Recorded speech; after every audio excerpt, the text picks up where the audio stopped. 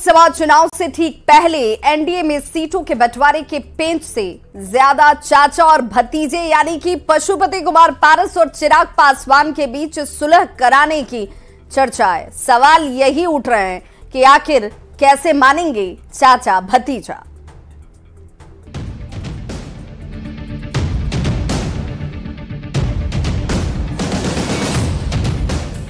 लोकसभा चुनाव से पहले बीजेपी लगातार अपने सहयोगी दलों से संपर्क साध रही है। बिहार में सीटों का फॉर्मूला क्या होगा, इस पर सभी की नजर टिकी है। पर सबसे बड़ी चुनौती एनडीए के लिए पशुपति पारस और चिराग पासवान के बीच सुलह कराने की है। सूत्रों की माने तो बीजेपी ने पशुपति पारस से संपर्क साधा है। पशुपति और चिराग में सुलह की कोशिश हो रही है। पशुपति ने बिहार बीजेपी प्रभारी से भी मुलाकात की है। विनोद तावड़े से सीट शेयरिंग को लेकर मुलाकात हुई। इस दौरान पशुपति पारस ने साफ कर दिया कि हाजीपुर सीट पर उनका ही दावा है और वे वहीं से चुनाव लड़ेंगे।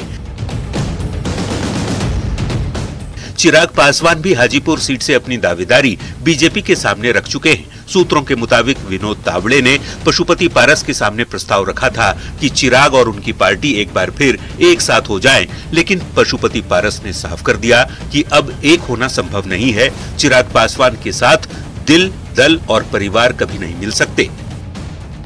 पासवान परिवार में झगड़े से एनडीए की मुश्किल ये है कि पासवान फैमिली में उत्तराधिकार की लड़ाई है। रामविलास पासवान का उत्तराधिकारी कौन? हाजीपुर सीट पर चिराग और पशुपति आमने सामने हैं। हाजीपुर सीट के लिए चिराग पासवान अड़े हैं, जबकि पशुपति पारस हाजीपुर सीट नहीं छोड़ना चाहते।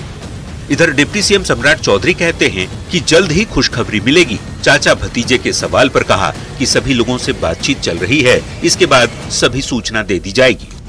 अरे पार्टी के अंदर भी तो वार्ता होती है, पार्टी के संगठन और कैसे चुनाव की पूरी प्रक्रिया होगी, ये सारे प्रोसेस पूरे किए जा रहे हैं।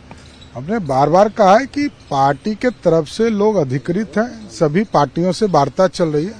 आप लोग को जल्द से जल्द खुशखबरी मिलेगी। चिराग पासवान और पशुपति कुमार पारस को लेकर सभी लोगों से बात चल रही है।